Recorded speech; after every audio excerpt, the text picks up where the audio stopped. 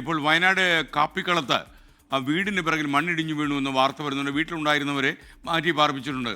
പനവല്ലി പുഴയിൽ ഒരു മൃതദേഹം കണ്ടെത്തിയെന്നും വയനാട് ബ്യൂറോ റിപ്പോർട്ട് ചെയ്യുന്നു. കൂടുതൽ വിവരങ്ങൾ നൽകാൻ സുർജിത്ത് അയ്യപ്പത്ത് വീണ്ടും ചേരുന്നു. സുർജിത്ത്, വിശദാംശങ്ങൾ. SKN ഇന്നലെ രാത്രിയാണ് മണ്ണിടിഞ്ഞിട്ടുള്ളത്. ഇത് ശൈലജ തങ്കപ്പൻ എന്ന ആളുടെ വീടാണ്. അവരുടെ വീടിന്റെ പിറകിലായാണ് മണ്ണിടിഞ്ഞിട്ടുള്ളത്. വീടിന്റെ പിൻഭാഗം തകർന്ന നിലയിലാണ് നമുക്കിപ്പോൾ കാണാൻ കഴിയുന്നത്. ഈ സ്ഥലം കാപ്പിക്കളം എന്നാണ് ഈ സ്ഥലത്തിന്റെ പേര്. തവിഞ്ഞാൽ പഞ്ചായത്തിലെ ഒരു പ്രദേശമാണിത്. അതായത് നേരത്തെ നമ്മൾ സംപ്രേഷണം ചെയ്ത ആ പ്രദേശത്തിന്റെ തൊട്ടടുത്തുള്ള മേഖലയാണ്. അവിടെ തന്നെയാണ് ഇങ്ങനെ മണ്ണിടിഞ്ഞ ഒരു സാഹചര്യം ഉള്ളത് എന്നുള്ളതാണ്. ഇവരെല്ലാം തന്നെ ഇന്നലെ തന്നെ മാറ്റി പാർപ്പിച്ചിട്ടുണ്ട്. പുഴ കരകവിഞ്ഞ് ഇവിടെ ഒഴുകുന്ന ഒരു അവസ്ഥയാണ്. വീടിന്റെ അടുത്തേക്ക് പോലും പുഴ കരകവിഞ്ഞ് ഒഴുകുന്ന ഒരു സ്ഥിതിയാണ് ഉണ്ടായിട്ടുള്ളത്. വാർഡ് മെമ്പർ ആയിട്ടുള്ള ഷവിത ടീച്ചർ നമ്മോടൊപ്പം ചേരുകയാണ്. ടീച്ചർ, എന്തായിരുന്നു ഇന്നലത്തെ ഒരു അവസ്ഥ? എന്തായിരുന്നു ഇന്നലെ ഞങ്ങൾ ഇവിടേക്ക് നടന്നു തന്നെയാണ് വന്നത്, യഥാർത്ഥ വഴിയിലൂടെ. പക്ഷെ ഇവിടെ എത്തിയ അരമണിക്കൂറിനുള്ളിൽ ഈ വീട്ടുകാർക്ക് പുറത്തു പോകാൻ പറ്റാത്ത രീതിയിൽ വെള്ളം കയറുകയാണ് ഉണ്ടായിട്ടുള്ളത്. അത് ഇപ്പോൾ ഈ ചെറുതായിട്ട് ഇടിഞ്ഞു എന്ന് കേട്ടിട്ടാണ് ഇവിടെ എത്തിയത്. പക്ഷെ വന്ന് അല്പസമയത്തിനുള്ളിൽ തന്നെ ഇത്ര വലിയൊരു ഇടിച്ചിൽ ഇവിടെ ഉണ്ടാവുകയാണ് ഉണ്ടായിട്ടുണ്ടായിരുന്നത്. പിന്നെ ആളുകളെ ഇവിടുന്ന് കടത്താൻ വല്ലാതെ ബുദ്ധിമുട്ടി. ഈ പ്രദേശത്ത് 7ഓളം ഏറ്റവും അധികം പ്രായമുള്ള, എന്ന് വെച്ചാൽ 70 വയസ്സിന് മുകളിൽ പ്രായമുള്ള 7ഓളം ആളുകളുണ്ട്. പിന്നെ കന്നുകാലികളുണ്ട്.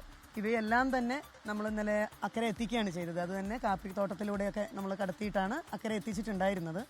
അപ്പോൾ ഇതൊരു ആശങ്ക ഉണ്ടാക്കുന്നതാണ്. കാരണം ഇങ്ങനെ മഴ തുടരുകയാണെങ്കിൽ ഇനിയും മക്കിമലയിൽ എവിടെയെങ്കിലും കാട്ടിനുള്ളിൽ ഇനിയും മണ്ണിടിച്ചിലുണ്ടായാൽ, പക്ഷേ ഇവിടുത്തെ ആളുകളെല്ലാം സുരക്ഷിതരാണ്. അവരെല്ലാം തന്നെ മാറ്റി പാർപ്പിച്ചു. ഇന്നലെ ടീച്ചറെ ഇതിനകത്ത് വലിയ രീതിയിൽ കാടിനകത്ത് ഒരു മണ്ണിടിച്ചിൽ ഉണ്ടായിട്ടുണ്ടെന്നുള്ള വിവരമാണ് കിട്ടിയത്. അതാണ് ഇത്രയും പെട്ടെന്ന് മലവെള്ളപ്പാച്ചിൽ ഉണ്ടാകാൻ കാരണം.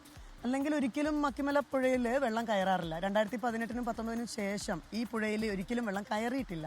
കാട്ടിൽ എന്തെങ്കിലും സംഭവിച്ചാൽ മാത്രമാണ് ഈ പുഴ കരകവിയാറുള്ളൂ.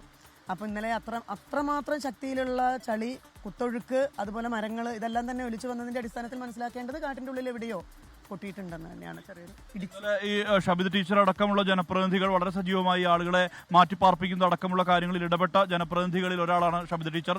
അതോടൊപ്പം തന്നെ എന്തായാലും ഈ വലിയ രീതിയിൽ പുഴ, ഇപ്പോൾ ഞാൻ നിൽക്കുന്ന ഈ സ്ഥലം എന്നൊക്കെ പറയുന്നത് ഇതൊക്കെ ഇന്നലെ വെള്ളക്കെട്ടുണ്ടായിരുന്ന സ്ഥലമാണ്. തൊട്ടു താഴെയാണ് ഈ പുഴ ഒഴുകിക്കൊണ്ടിരിക്കുന്നത്. നമുക്ക് കാണാൻ കഴിയുന്നുണ്ട്. തൊട്ടു താഴെയാണ് ഇപ്പോൾ പുഴ ഒഴുകിക്കൊണ്ടിരിക്കുന്നത്. അതിനർത്ഥം ജലനിരപ്പ് കുറഞ്ഞിട്ടുണ്ട് എന്നുള്ളതാണ് നമുക്ക് മനസ്സിലാക്കാൻ കഴിയുന്ന കാര്യം.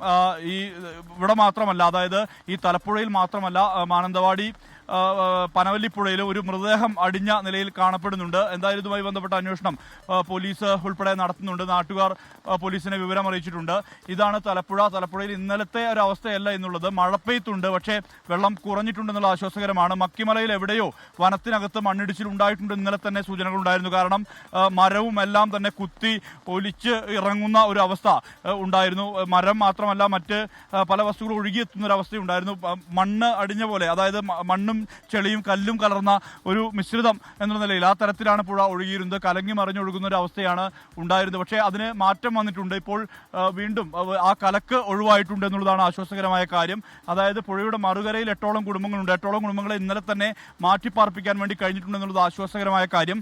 എന്തായാലും ഈ വയനാടിനെ സംബന്ധിച്ചിടത്തോളം വലിയ ആശങ്കയാണ്. മുണ്ടക്കൈ ചൂരൽമല ദുരന്താനന്തരം വലിയ രീതിയിലുള്ള ഒരു ആശങ്ക ആളുകളെ സംബന്ധിച്ച് എല്ലാം തന്നെ ഉണ്ട് എന്നുള്ളതാണ് നമുക്ക് കാണാൻ കഴിയുന്നത്.